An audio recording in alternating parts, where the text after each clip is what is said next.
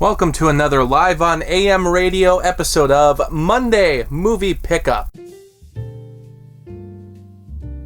This slightly shiny box, hopefully I can get the right angle, but this is The Frighteners, the Michael J. Fox film, directed by Peter Jackson. This was the last movie that he made before he went on to do the Lord of the Rings.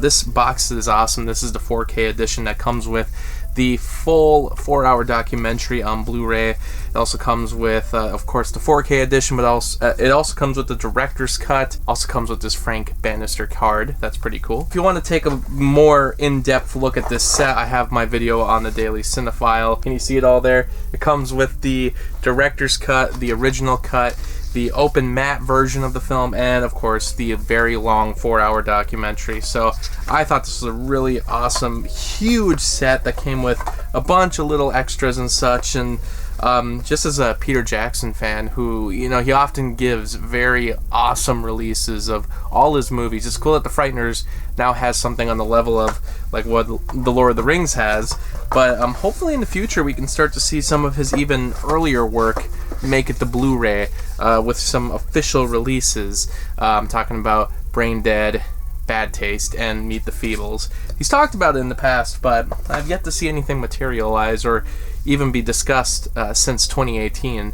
I'm really hoping to see something from him in the future. And this German release, you know, yeah, it's from Germany, but it is region free. And I think it's limited edition, so if you want to get a copy of it, go buy it now. But even if it ends up getting released in other countries, I hope his 3 earlier films do find their way either on Blu-ray or 4K if we're lucky enough. Limited edition steelbook of young Sherlock Holmes. I don't know if this is going to be getting a general release. The only edition I was seeing online was this steelbook, and it said limited edition, so I didn't want to miss out on owning this film on Blu-ray. I've heard some things about this movie in the past, but most importantly, I've heard that this was one of the first major, I think it was the first major film that Pixar as a company, still owned by Lucasfilm at the time, I believe, because this was 1985, but this was the first movie, Hollywood movie that they worked on and added computer animation.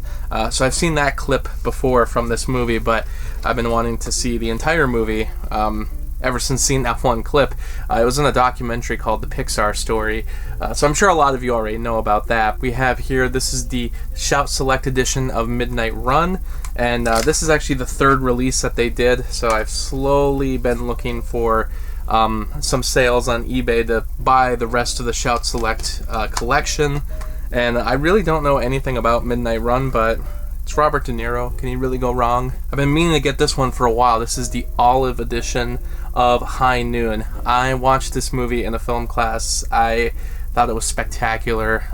One of the best westerns ever made, and a very different western for the time. John Wayne, he hated this movie, and he went and made Rio Bravo as a response to this movie. And yeah, if you watch the movies, I guess one after the other, you can kind of see similarities, but also where the movie's grand thesis sits and why John Wayne might have had an annoyance with this movie versus what he presents in Rio Bravo. But both are very good movies. I do think I like High Noon just a little bit more. Very spectacular shots that I still remember from seeing it in that film class, and I've been really wanting to revisit this ever since then. It comes with a great booklet. These olive editions have always been very cool. I did own the olive edition of Invasion of the Body Snatchers, the original Life Stinks Mel Brooks film from Kino, and this was the last Mel Brooks movie I had to buy. Most of his movies are available through that Mel Brooks Blu-ray collection from, I believe most of them are 20th Century Fox, but they include Blazing Saddles. And then there's The Producers, which I believe you can get from Kino right now, but it was also available from Shout Factory. And then there's Dracula Dead and Loving It, which is available from Scream Factory. And I believe this movie's actually going out of print. I couldn't find it on the Kino site anymore. I have King Kong Lives. This was the final of the live-action King Kong movies that had to be released on Blu-ray. This is actually from Umbrella, so this is a release from Australia, but even though it usually says Region B on the back, this is a region-free disc. I already played it on my PlayStation 5, and I did a deeper dive into this release on my Daily Cinephile channel. It came with additional artwork and posters that were a little bit bigger than the Blu-ray case, so they didn't really fit in here. They had to sit outside of it, which is kind of annoying. But overall, a very cool edition of the film that has, along the inside case, there's a lot of different notes about the making of the movie. And then because of that, I did go ahead and I bought a bunch of Kong animated films. This is King of Atlantis. This was actually made after the Kong series, which there's actually a collection that came in a box set of the first 2 seasons of this television show, Kong the Animated Series, which shouldn't be confused with another Kong the Animated Series. Actually, it was called King Kong the Animated Series, which is right here. That's a completely different show that had been released many years prior. I think these were just taking advantage of the hype that was surrounding the Peter Jackson film. But anyway, I never even realized there was an entire series. I was aware of these animated films, but I didn't realize there was a TV series to go with it. So this came out around the time the TV show was still airing, which I think it aired from around 2003 to 2005.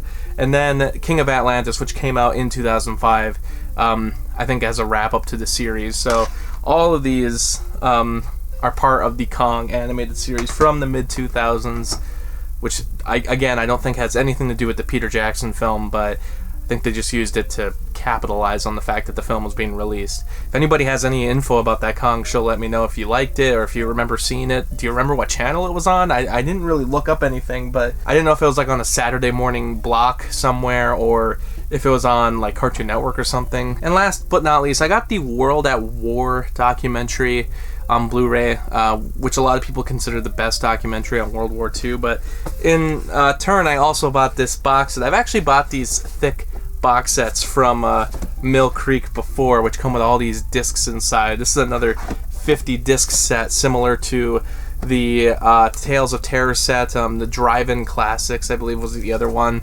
Drive-In Cult Classics maybe. But this one is just straight up war documentaries, and it goes through the history. It goes all the way from the Civil War to modern times. Hopefully, I mean, they're informative because, again, like I said with the World at War set, I don't know a lot about American wars exactly, just stuff that we would have learned in high school, but it's definitely a subject that I'd like to learn a little bit more about. So I'm going to start with that World at War set and then maybe dig a little into this set just to learn more about some other wars like World War I, the Civil War especially. I watched that movie All Quiet on the Western Front and I realized it's unfortunate, but I really don't know much about World War I. I just feel bad that I don't know much about it. So watching both like 1917 and then All Quiet on the Western Front, I realized I gotta learn a little more about this war because most of my knowledge is World War II and beyond. But before that, and I know Civil War stuff. World War I, it doesn't even seem like we went into it in high school. But anyway, that was everything in this episode. Thanks so much for watching, and I'll see you next time. Thanks for watching the video, and special shout out to Lauren, Anthony, FrogDaisy, Anna, Kirsten, Spencer, Lucas, Ryan, and Robert for the support on Patreon. By joining my Patreon, you can get exclusive videos and blogs, and for only $7, you can request your own movie review. I hope you stick around, Cinephile, and have a happy, productive day.